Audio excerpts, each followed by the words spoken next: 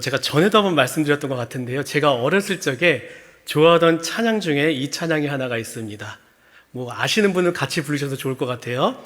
돈으로는 못 가요 하나님 나라, 힘으로도 못 가요 하나님 나라, 거듭나면 가는 나라 하나님 나라, 믿음으로 가는 나라 하나님 나라. 감사합니다.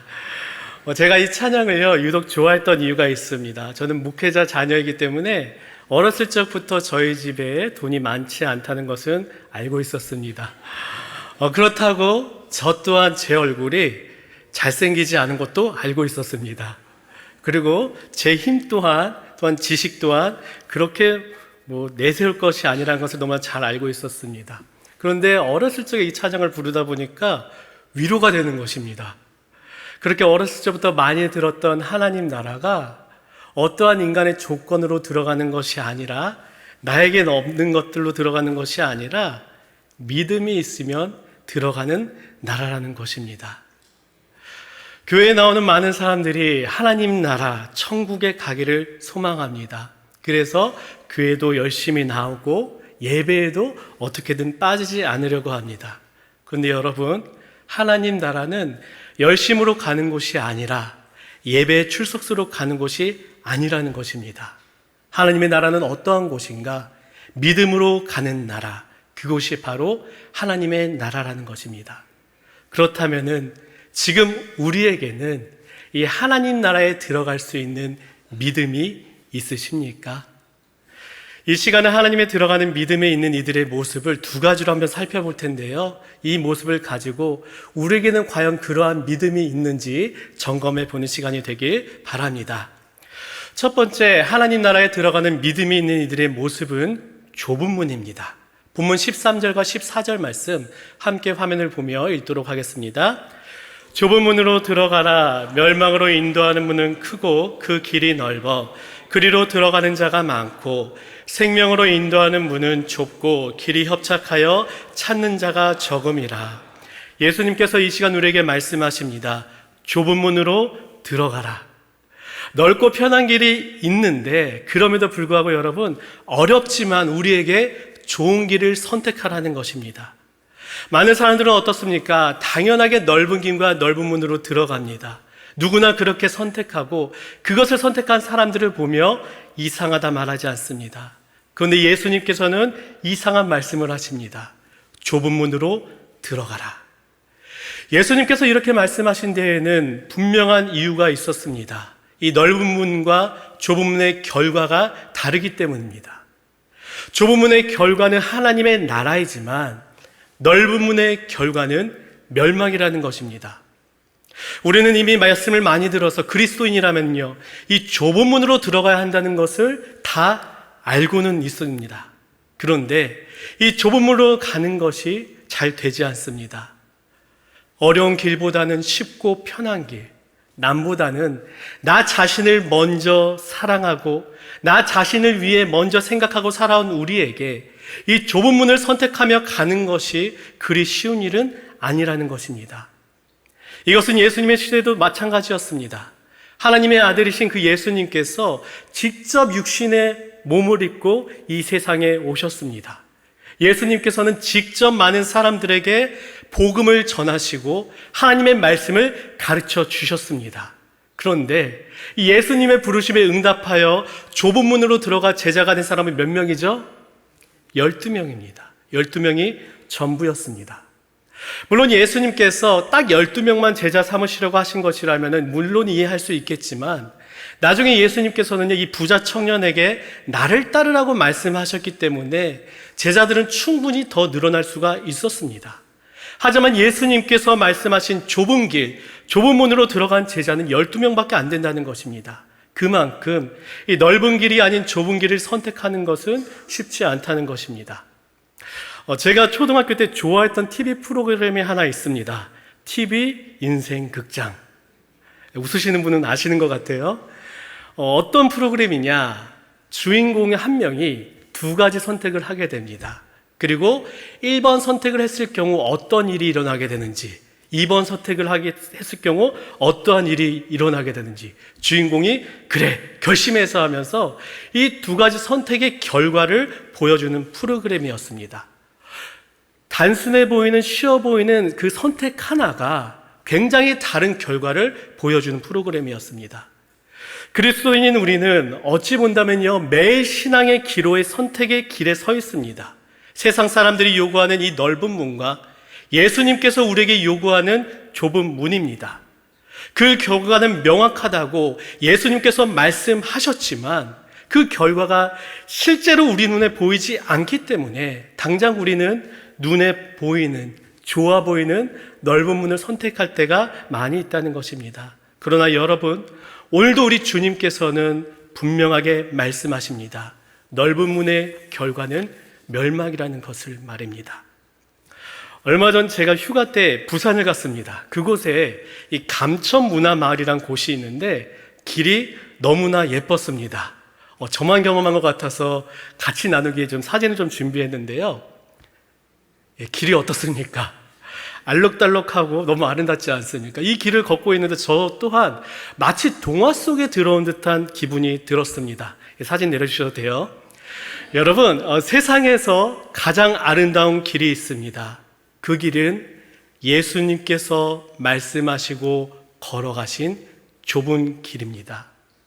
왜 그 길이 우리에게 가장 아름다운 길이겠습니까? 나는 죽고 예수 그리스도만 사는 길이기 때문입니다. 그 길에는 나는 죽었기 때문에 인간의 냄새가 나지 않습니다. 그 길에는 오직 예수 그리스도의 향기만 날 뿐입니다. 그리고 그 길 끝에는 하나님의 나라가 있습니다. 여러분, 그 길을 함께 걸어가 보시겠습니까? 좁은 문을 선택하는 것, 그것이 바로 천국에 들어가는 믿음 있는 자들의 모습입니다. 두 번째는요, 열매입니다. 본문 16절과 20절을 보면은요, 성경 안에 반복되는 구절이 있습니다. 먼저 16절을 함께 읽겠습니다. 그들의 열매로 그들을 알지니 가시나무에서 포도를 또는 엉겅퀴에서 무화과를 따겠느냐. 이어서 20절 봅니다. 이러므로 그들의 열매로 그들을 알리라. 예수님께서는 당시 잘못된 복음을 전하는 거짓 선지자들을 향해 조심하라 말씀하시면서 이 거짓 선지자와 참된 선지자를 구분할 수 있는 구체적인 방법을 하나 알려주셨습니다. 그것은 무엇이냐? 바로 열매입니다. 가시나무에서 포도가 나올 수 없는 것처럼 이 거짓 선지자에게는 열매가 나올 수 없다는 것입니다. 이 좋은 열매는요, 선지자를 넘어서 예수님을 닮아가길 원하는 그리스도인에게도 똑같이 필요한 것입니다. 그렇다면 여러분, 그리스도인인 우리가 맺어야 할 좋은 열매는 무엇이겠습니까? 본문 21절은 그 좋은 열매가 이것이라 우리에게 증거하고 있습니다. 21절 말씀 함께 읽도록 하겠습니다. 나더러 주여 주여 하는 자마다 다 천국에 들어갈 것이 아니요 다만 하늘에 계신 내 아버지의 뜻대로 행하는 자라야 들어가리라. 아멘. 성도로서 좋은 열매는 무엇입니까? 아버지의 뜻대로 행하는 것입니다. 그리고 이 좋은 열매는 지금 내 삶의 신앙의 진정성을 보여주는 좋은 지표가 될 수 있다는 것입니다. 예수님께서는 주여 주여 하는 자마다 이 천국에 들어가는 것이 아니라 오직 하나, 아버지의 뜻대로 행하여 열매를 맺은 자가 천국에 들어간다 말씀하십니다. 1년에 52주 교회에 빠지지 않고 주여 주여 외친 그 횟수보다 무엇보다 중요한 것이 신앙의 열매라는 것입니다. 그리고 이 좋은 신앙의 열매는 무엇이냐? 아버지의 뜻을 기억하며 아버지의 말씀을 붙잡고 힘들지만 그럼에도 불구하고 행했던 사람들의 삶이 바로 이 신앙의 좋은 열매라는 것입니다. 복음서에 보면은요, 이 바리새인이 등장합니다. 바리새인들은요, 그 누구보다 정말 열심히 예배를 드렸습니다. 겉모습만 본다면요, 이들보다 신앙이 건강하고 좋은 사람은 없습니다. 그런데 그들을 향해 우리 예수님께서는 무엇이라고 말씀하시냐? 그들을 향해 회칠한 무덤이라 이야기하십니다. 예배는 열심히 드리지만 말씀대로 행하지 않는 열매가 없는 그 바리새인들을 향하여서 예수님께서는 회칠한 무덤이라 책망하십니다. 여러분, 회칠한 무덤이 무엇인지 제가 화면을 준비했습니다. 이쪽에 있는 것이 옛날 방식의 회칠한 무덤이고요. 이제 오른쪽에 있는 현대 방식의 이스라엘의 무덤입니다. 무슨 색이죠? 회색입니다. 당시 사람들은요, 죽게 되면은 이 회칠을 많이 했습니다. 그 이유는 무엇이냐? 크게 두 가지입니다. 첫 번째는 고인을 추모하기 위해 회칠을 열심히 했고, 두 번째는 혹시 누가 이것을 만져서 부정하게 될까봐, 그래서 예배를 드리지 못하게 될까봐 열심히 회를 칠한 것입니다. 불에 타고 남은 재를 열심히 무덤에 칠합니다. 그리고 그렇게 회칠한 무덤이 이 햇빛을 받게 되면은요, 반짝반짝 빛나고 아름답게 보입니다. 근데 그 안에는 어떤 일이 일어나느냐? 죽은 사람의 살과 뼈가 있기 때문에 그 안에는 겉과 보이는 것 같은 아름다운 모습이 일어나는 것이 아니라 심한 부패가 일어나게 됩니다. 예수님께서는 예배는 열심히 드리지만 말씀대로 행하지 않는 이 바리새인들을 향해 회칠한 무덤이라 책망하신 것입니다. 여러분, 우리가 주일마다 예배를 아무리 열심히 드린다고 할지라도 이 말씀대로 우리가 살지 않는다면요, 우리의 삶은 바로 이 회칠한 무덤이라는 것입니다. 말씀대로 살면은 어떠한 일들이 일어나게 되느냐? 우리 삶에 반드시 열매가 일어나게 됩니다. 갈라디아서 5장 22절과 23절을 보면은요, 우리가 말씀대로 살아갈 때에 일어나게 되는, 맺어지게 되는 이 열매를 구체적으로 소개하고 있습니다. 함께 화면을 보며 읽도록 하겠습니다. 오직 성령의 열매는 사랑과 희락과 화평과 오래 참음과 자비와 양성과 충성과 온유와 절제니 이 같은 것을 금지할 법이 없느니라. 아멘. 여러 가지 열매가 나오고 있죠. 여러분, 지난 한 주간 우리의 삶에 이 수많은 열매 가운데 어떠한 열매가 맺어지셨습니까? 여러분, 이 열매가 우리 신앙과 삶의 지금 지표입니다. 지난 한 주 단 하나의 열매도 못 맺었더라면요, 우리는 말씀대로 행한 삶을 살지 못한 것입니다. 반면에 여기에 있는 열매가 다 해당되는 것 같다면요, 그 한 주간의 삶은 하나님의 말씀대로 살아온 너무나 귀한 제자의 삶입니다. 예수님께서는요, 그럼에도 불구하고 오늘도 여전히 말씀대로 행하지 않는 우리를 깨트리기 위해 하나의 쉬운 비유를 이야기하십니다. 24절 말씀 함께 읽도록 하겠습니다. 그러므로 누구든지 나의 이 말을 듣고 행하는 자는 그 집을 반석 위에 지은 지혜로운 사람 같으니, 주님께서 말씀하십니다. 말씀을 듣고 행한 사람은 그 삶의 집을 반석 위에 지은 지혜로운 사람이라는 것입니다. 반면에 말씀을 듣고도 행하지 않는 그 사람은요, 그 삶의 집을 모래 위에 집을 지은 자라는 것입니다. 여러분, 우리의 삶을요, 말씀 위에 짓게 되면은 어떠한 일이 일어나게 되는지 아십니까? 본문 25절 말씀입니다. 이러한 일들이 일어나게 됩니다. 함께 읽겠습니다. 비가 내리고 창수가 나고 바람이 불어 그 집에 부딪히되 무너지지 아니하나니 이는 주추를 반석 위에 놓은 까닭이요. 아멘. 말씀 위에 집을 지으면 어떤 고난이 와도 흔들리지 않습니다. 내 삶이 이 말씀의 뿌리를 두고 있기 때문입니다. 반면 말씀을 행하지 않고 모래 위에 지은 집은 삶은 아주 조그만 돌 하나에도 그 산 전체가 요동하며 흔들리게 됩니다. 우리는 어떻습니까? 고난 가운데 내 삶이 너무 요동하고 있다면은 그 삶의 집의 뿌리가 과연 말씀에 있는지 아니면 다른 데에 있는지 확인해 보시길 바랍니다. 지난 한 주 우리가 한 영화를 봤죠. 서서평 선교사님의 일생을 기린 하나의 영화였습니다.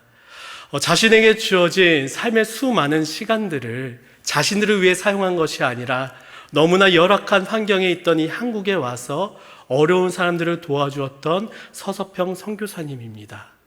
그 영화를 보는데 제 마음이 괜히 부끄러워지면서 마음에 무엇인가 이 묵직함이 들더라고요. 굉장히 어려운 일이죠.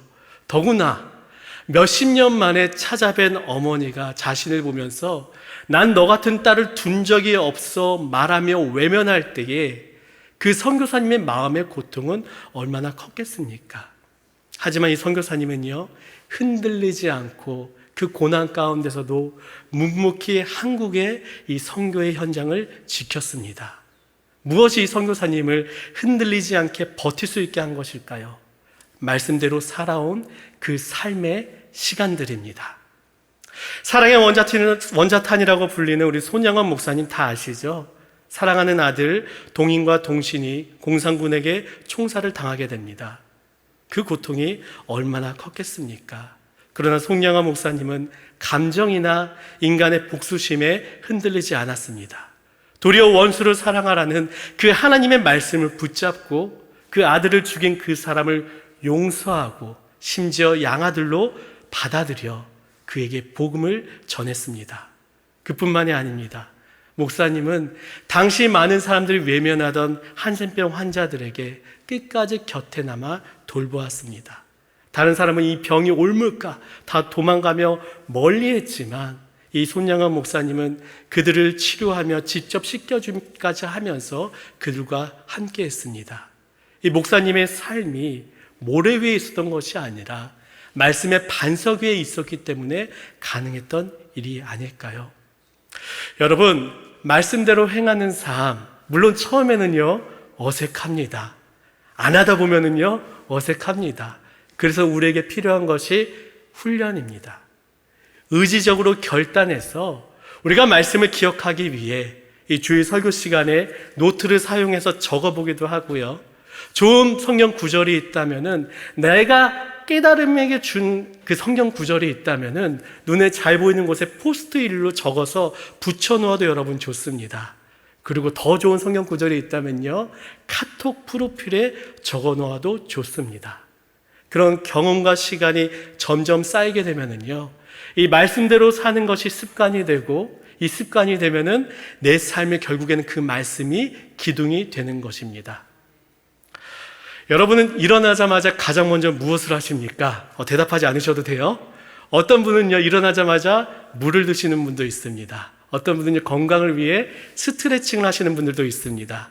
그 청년 가운데서는요 일어나자마자 이 스마트폰을 붙잡는 분도 계십니다. 근데 어떤 분은요 일어나자마자 기도하는 분도 계십니다. 어떤 기도를 드릴까요?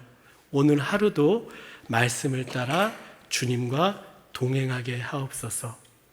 제가 아는 목사님 중에 한 분은요 꼭 아침 7시가 되면은 말씀과 동행하는 그 좋은 습관이 있습니다. 저도 갖고 싶은 습관이기도 하거든요. 근데 그 목사님은요 휴가를 가서도 7시가 되면은 그 말씀을 묵상하십니다. 여러분, 말씀을 따라 사는 것 처음에는 어색합니다. 하지만 결단하시고 훈련하십시오. 그리고 그 훈련을 습관으로 만드십시오. 그리하여서 오늘 우리의 신앙의 삶이 모래 위에 지어서 언제든 흔들리며 무너져 버리는 것이 아니라 말씀의 반석 위에 지어서 어떤 고난과 어려움이 올지라도 당당하게 믿음으로 승리할 수 있는 우리 성도님들이 되길 간절히 바랍니다. 말씀의 결론입니다. 오늘 말씀은 마태복음 5장부터 7장까지 있는 예수님의 산상수훈의 마지막 부분입니다. 이 마지막 부분이기 때문에 산상수훈의 결론이며 핵심입니다. 그 핵심이 무엇입니까? 말씀대로 행하여 좁은 문을 선택하라는 것입니다. 오늘날 많은 그리스도인들이 좁은 문 앞에는 서 있습니다. 그런데 그 문을 열고 들어가는 사람은 많지 않습니다. 그 문 앞까지는 갔지만 돌아서서 넓은 문을 열고 들어가는 사람이 많다는 것입니다. 예수님의 시대에도 그랬고 오늘 이 시대에도 마찬가지입니다. 그런 우리를 향하여 오늘 주님께서는 끝까지 포기하지 않으시고 오늘도 우리에게 말씀하십니다. 좁은 문으로 들어가라. 여러분, 좁은 문으로 들어가야지만 우리는 하나님의 나라에 들어갈 수 있습니다. 한 주간도 좁은 문 앞에서 더 이상 고민하지 마시고 문을 열고 들어가십시오. 그리하여서 하나님의 나라의 은혜를 맛볼 수 있는 우리 성도님들이 되시길 주님의 이름으로 축원합니다.